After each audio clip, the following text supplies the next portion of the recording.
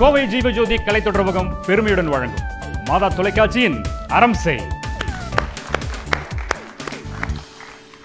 வணக்கம் அன்பான மாதா தொலைக்காட்சி நேயர்களே, உங்களை மீண்டும் இந்த நிகழ்ச்சியில் சந்திக்கிறதுல ஒரு பெரிய மகிழ்ச்சி.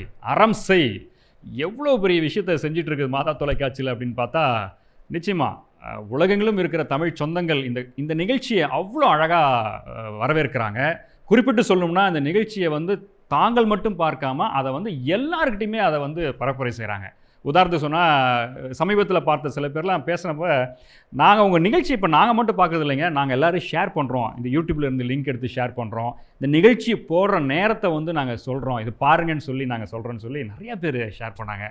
உங்கள் அத்தனை பேருக்கும் பெரிய நன்றி. அதே நேரத்தில் இது இப்போ மாதா தொலைக்காட்சியில் ஒரு அதிமுக்கிய நேரத்தில் ப்ரைம் டைமில் இந்த நிகழ்ச்சி இப்போ கொண்டு வந்துட்டுருக்காங்க. உங்களுக்கு நல்லா தெரியும், பாருங்கள். முடியாதவர்கள் ஜீவஜோதி கம்யூனிகேஷன் சென்டர் அதனுடைய யூடியூப் சேனல்லையும் மாதா தொலைக்காட்சியினுடைய யூடியூப் சேனல்லையும் பார்க்கலாம், பகிர்ந்து கொள்ளலாம்.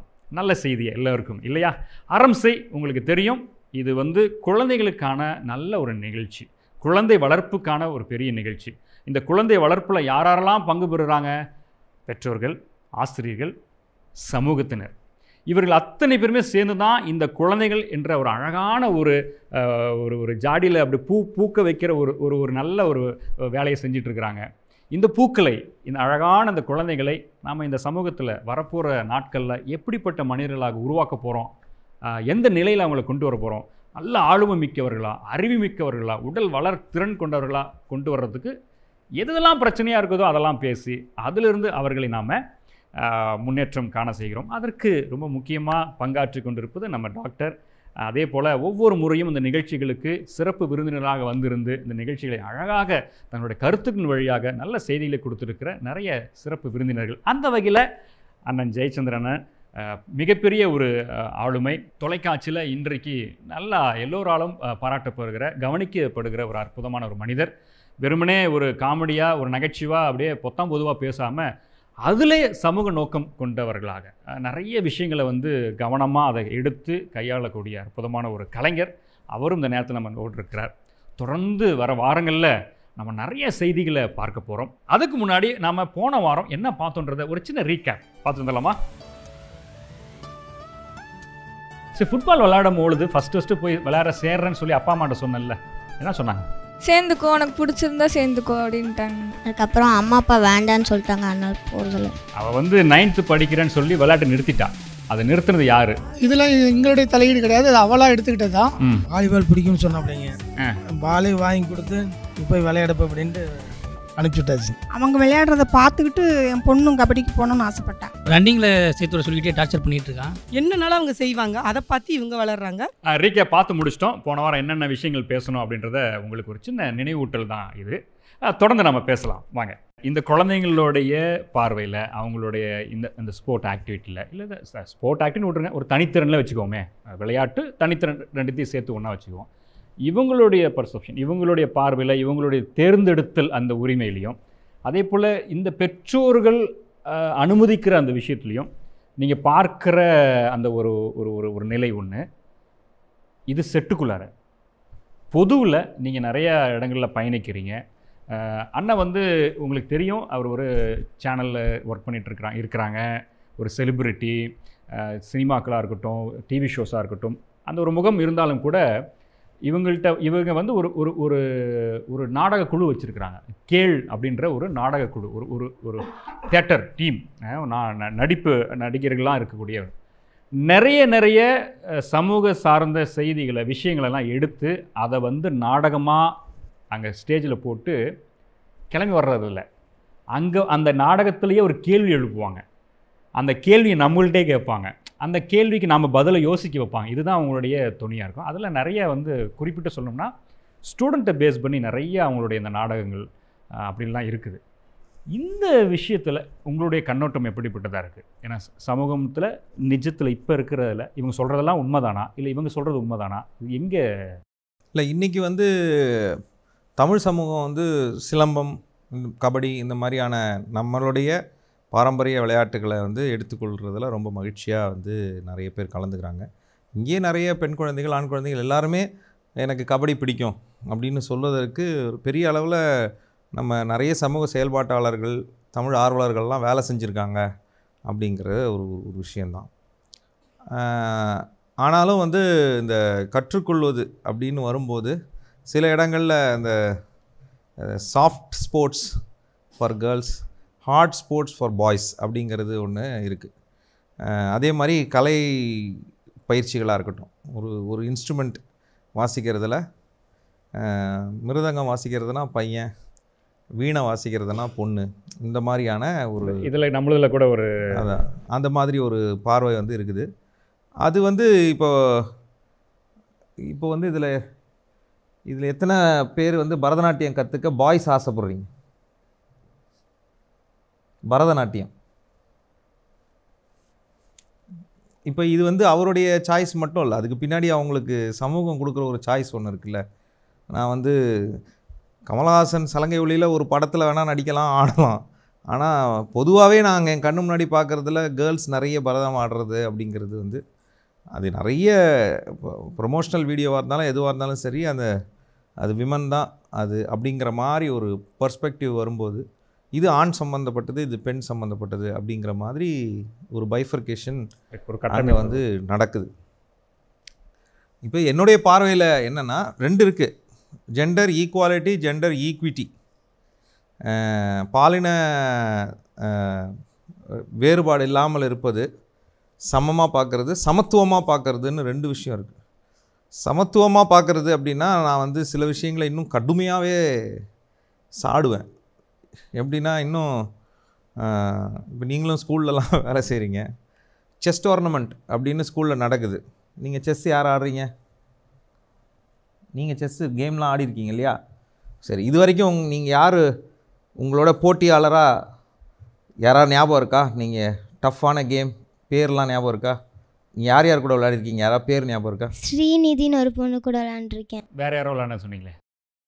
செஸ் உங்களுடைய டஃப் காம்பனண்ட் செஸ் ஸ்கூல் ஸ்போர்ட்ஸில் கேம்ஸில்? எங்கள் அண்ணன் தான் டஃப் காம்போனண்ட்டாக இருக்கு. ஓகே, இப்போ இவங்களுடைய அண்ணன் டஃப் காம்பனன்ட்ன்றது வீட்டில் இவங்க விளையாடுறாங்க. அது ஏன் ஒரு ஆர்கனைஸ் ஸ்போர்ட்ஸில் ஒரு ஆண் பெண் செஸ்ஸு கூட விளையாட முடியாதா? அப்போ பெற்றோர் நம்ம போய் ஸ்கூலில் கேட்கணும், கேர்ள்ஸ்க்கான செஸ் டோர்னமெண்ட், பாய்ஸ்க்கான செஸ், எந்த வகையில் பையன் பொண்ணு இதில் பெரிய ஏற்றத்தாழ்வு? செஸ் விளையாடுறது, இப்போ நீங்கள் சில பேர் சொல்வீங்க கபடி ஆடும்போது ஆம்பளைங்க இன்னும் கொஞ்சம் முரட்டுத்தனமாக விளையாடுவாங்க, பெண்கள் அந்த மாதிரி விளையாட முடியாதுன்னா ஓகே, அது கூட நான் ஒத்துக்கிறேன். செஸ்ஸில் என்ன 2 பேரும் எட்டி வச்சுக்கிட்டா விளையாடுறாங்க? உட்காந்து ஆடக்கூடிய செஸ்ஸு நகர்த்துற கேமில் இன்றைக்கும் பாய்ஸ் தனி கேமு, கேர்ள்ஸ் தனி கேம்னா அதுக்கு தான் ஜெண்டர் ஈக்விட்டின்னு பேசுகிறது, பாலின சமத்துவம். செஸ் மாதிரி கேம் எல்லாமே வந்து இனிமேல் பாய்ஸ் கேர்ள்ஸ் தனித்தனி ஸ்போர்ட்டாகவே வைக்க வேண்டிய அவசியம் இல்லைன்னு சமூகம் மாறுறதுக்கு நம்ம தயாராகணும். அது அவளுக்கு வந்து ஸ்ரீநிதி இல்லை, ஸ்ரீஜித்து, ஸ்ரீகுமார்னு எத்தனையோ ஆட்கள்கிட்ட அவங்கெல்லாம் விளையாடணும். அந்த மாதிரியான விளையாட்டுன்றது வந்து சில விஷயங்கள் வரணும். இப்போ மிக்சட் டபுள்ஸ் இருக்குது உங்களுக்கு டென்னிஸில், பேட்மிண்டனில். அப்படின்னா என்ன கேள்வி? மிக்சட் டபுள்ஸ்னால் என்ன? பேட்மிண்டன் பிளேயர் மிக்சட் டபுள்ஸ் கேள்விப்பட்டிருக்கியா? பேட்மிண்டன், ஷட்டில் எதுலேயுமே மிக்ஸ்டு பேர் இருக்கும். டேபிள் டென்னிஸ் மிக்சட் டபுள்ஸ்னால் 2 பேர் போட்டி விளையாடுவாங்க இல்லையா? அதில் ஒரு ஆண் ஒரு பெண். இன்றைக்கி மிக்சட் டபுள்ஸ் விளையாடுறோம். இன்றைக்கி அந்த சமத்துவமான ஒரு விஷயம் வருது. ஓகேயா? கிரிக்கெட் யாருக்கு பிடிக்கும்? இந்தியன் கிரிக்கெட் டீம் இப்போ கேப்டன் யார்? மைக்.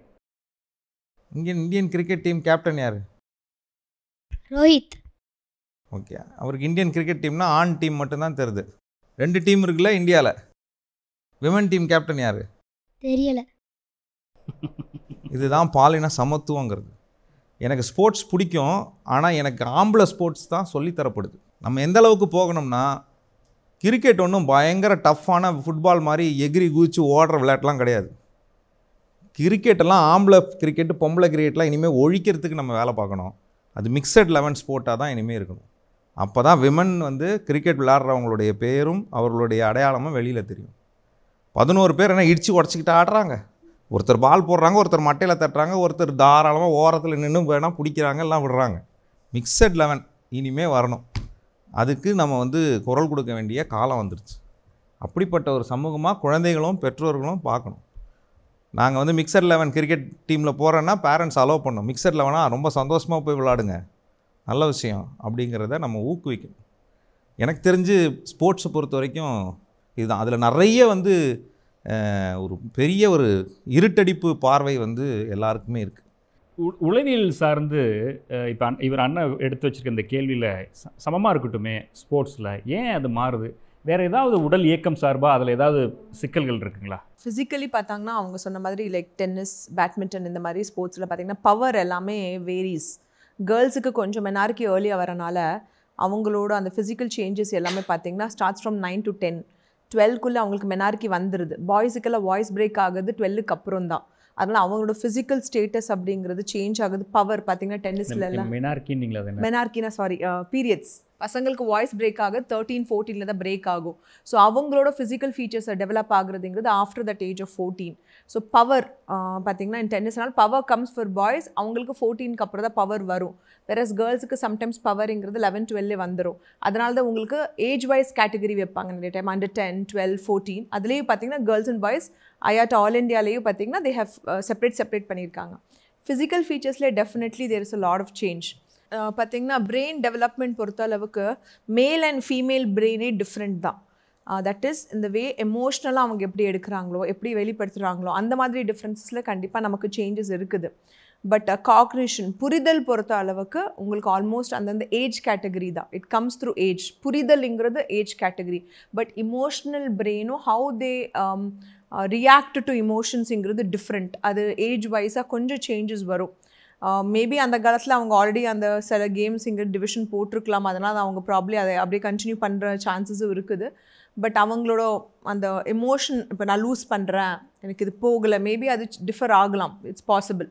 பட் புரிதல் அப்படிங்கிறது ஆல்மோஸ்ட் சிமிலர். அது age wise 2 to 7 years, 7 to 9 years, 9 to 14 years அந்த மாதிரி நாங்கள் கான்க்ரீஷன் ஆப்ரேஷனல் ஸ்டேஜ் அப்படின்னு சிக்மண்ட் ஃப்ராய்ட் சொல்கிற நம்ம சர்டன் டிவிஷன்ஸ் இருக்குது. அதுபடி தான் நாங்கள் போவோம்.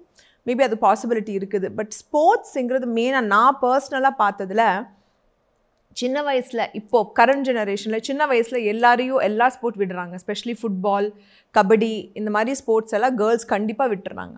பட் அவங்களுக்கு பீரியட்ஸ் வந்துடுச்சு அப்படின்னு சொன்னாலே 80% ஆஃப் த டைம் பேரண்ட்ஸுங்கிறது பெண்களை ஸ்போர்ட்டுக்கு விடுறதில்லை. 8th, 9th ஸ்டடீஸுங்கிறது ஒரு பார்ட் தான். படிப்பு அப்படிங்கிறது ஒரு பார்ட்டு தான். அதுக்கப்புறம் பார்த்திங்கன்னா அவங்க ரொம்ப கேர் எடுத்துக்கிறாங்க. ஒன்று கலர் போயிடும், 2வது வயிறு வலி வந்துடும், அவங்களால மேனேஜ் பண்ண முடியாது.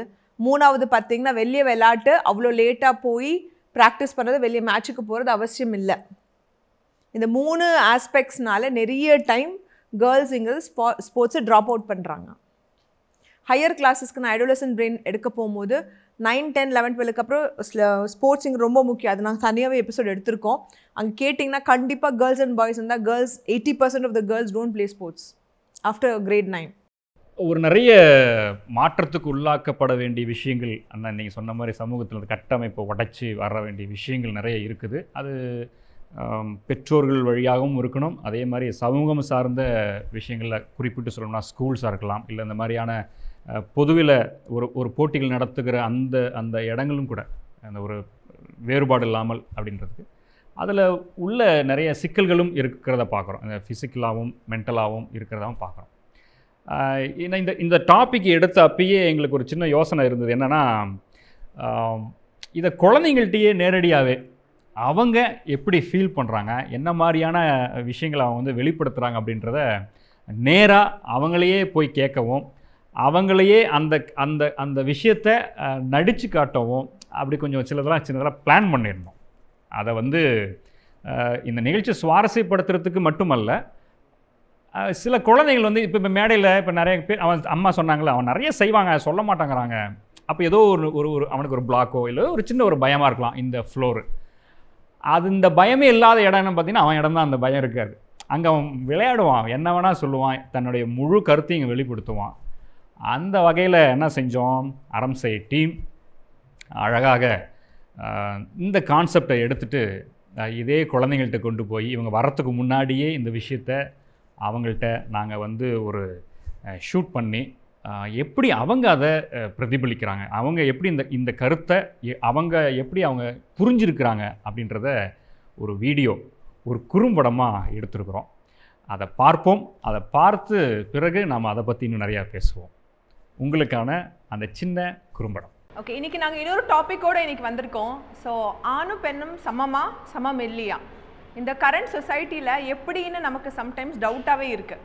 ஸோ இப்போ நாங்கள் ஒரு ஸ்கூலுக்கு வந்திருக்கோம். இந்த ஸ்கூல் பசங்களோட இப்போ இது 7th ஸ்டாண்டர்ட் ஸ்டூடெண்ட்ஸ், இவங்கக்கிட்ட நம்ம ஒரு சின்ன கேம் விளாடலாம்.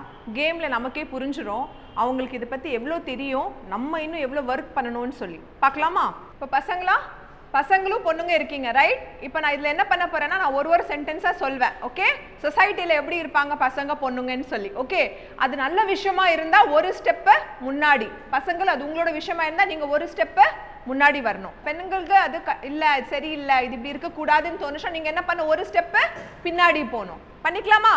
ஸ்டார்ட் பண்ணவா? ஃபர்ஸ்ட் ஓகே, பசங்க கண்டிப்பாக அவங்களோட ஃபேமிலியோட இதுக்காக அவங்க கண்டிப்பாக வேலை பார்க்கணும், அவங்க சம்பளம் தான் முக்கியம் அப்படின்னு நினைக்கிறீங்களா? எஸ். ஓகே, நான் பசங்க 1 ஸ்டெப் ஃபார்வர்ட். ஓகே, பொண்ணுங்க கல்யாணத்துக்கு அப்புறம் அவங்களோட ஹஸ்பண்ட் வீட்டுக்கு கண்டிப்பாக போகணும். 1 ஸ்டெப் பேக்வர்ட், ரைட். பொண்ணுங்க கண்டிப்பாக அவங்க குழந்தைங்கள அவங்க மட்டும் தான் பார்த்துக்கணும், பசங்க குழந்தைங்க பார்க்கணும்னு அவசியம் இல்லை. பசங்க பார்க்கணும்னு அவசியம் இல்லை, பொண்ணுங்க தான் குழந்தைங்கள பார்த்துக்கணும். கரெக்டா? பொண்ணுங்க மட்டும் தான் பார்த்துக்கணுமா, பசங்க பார்க்கணும்னு அவசியமே இல்லையா? என்ன நினைக்கிறீங்க?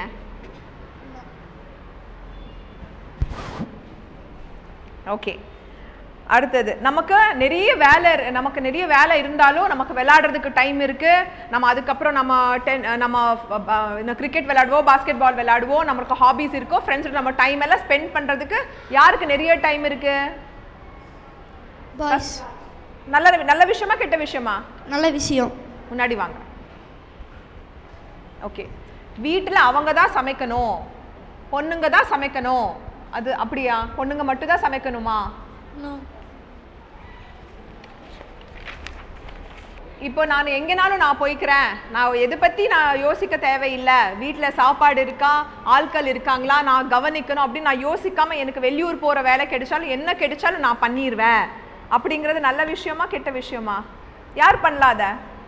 பசங்க தானே. 1 ஸ்டெப் ஃபார்வர்ட்.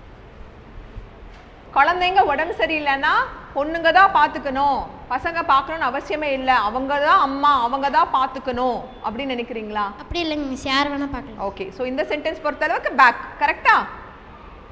ஓகே, எனக்கு பொண்ணாக இருந்தால் கண்டிப்பாக ஒரு குழந்தை வேணும், கல்யாணம் ஆனோடனே ஒரு குழந்தை கண்டிப்பாக இருக்கணும் அப்படின்னு சொசைட்டி நினைக்குதா? பேக். நான் என்ன வேணாலும் படிக்கிறதுக்கு எங்கள் ஃபேமிலி விட்டுருவாங்க, எங்கே காலேஜுக்கு வேணால் போகலாம், ஹாஸ்டலுக்கு போகலாம், எவ்வளோ காசு வேணாலும் செலவு பண்ணுவாங்களா பண்ண மாட்டாங்களா? கம், இவ்வளோ நேரம் பார்த்துட்டோம் இல்லைங்களா? இத்தனை கொஸ்டின்ஸ் நம்ம கேட்டோம் இல்லைங்களா? இவ்வளோ நேரம் பார்த்துட்டோம். இப்போ கொஞ்சம் திரும்பி பாருங்க, நீங்க இங்கே பாருங்க, ஃப்ரண்ட்ல பாருங்க. என்ன ஆச்சு? 2 பேரும் ஒரே லைன்ல தானே இருந்தீங்க? Yes or no?